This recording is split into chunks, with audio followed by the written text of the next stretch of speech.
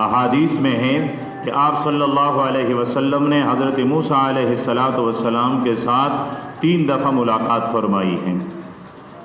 معراج کے سفر میں جب آپ بیت اللہ سے چل پڑے تو راستے میں آپ نے ارشاد فرمایا کہ ایک سرخ سی پہاڑی، اس کے دامن میں میں نے ایک قبر کو دیکھا، اور اس قبر میں ایک آدمی کھڑے ہو کر نماز پڑھ رہے تھے۔ تو آپ صلی اللہ علیہ وسلم نے ارشاد فرمایا کہ رأیت موسیٰ قائما یصلی فی قبرہ، کہ میں نے حضرت موسیٰ کو دیکھا کہ وہ اپنی قبر میں نماز پڑھ رہے تھے۔ یہ آپ صلی اللہ علیہ وسلم کا معراج کے سفر میں حضرت موسیٰ علیہ السلام کو پہلی دفعہ دیکھنا تھا۔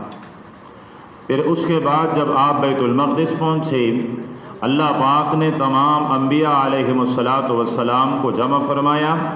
تمام انبیاء علیہم السلام اپنے اجساد مثالی کے ساتھ، اور حضرت عیسیٰ علیہ السلام اپنے جسد عنصری اور اصلی کے ساتھ بیت المقدس میں موجود تھے۔ وہاں آپ صلی اللہ علیہ وسلم نے انبیاء کی امامت فرمائی، آپ امام الانبیاء ٹھہرے، اور یہیں آپ نے حضرت موسیٰ علیہ السلام کو بھی دیکھا۔ یہ معراج کے سفر میں حضرت موسیٰ علیہ السلام کے ساتھ دوسری ملاقات تھی۔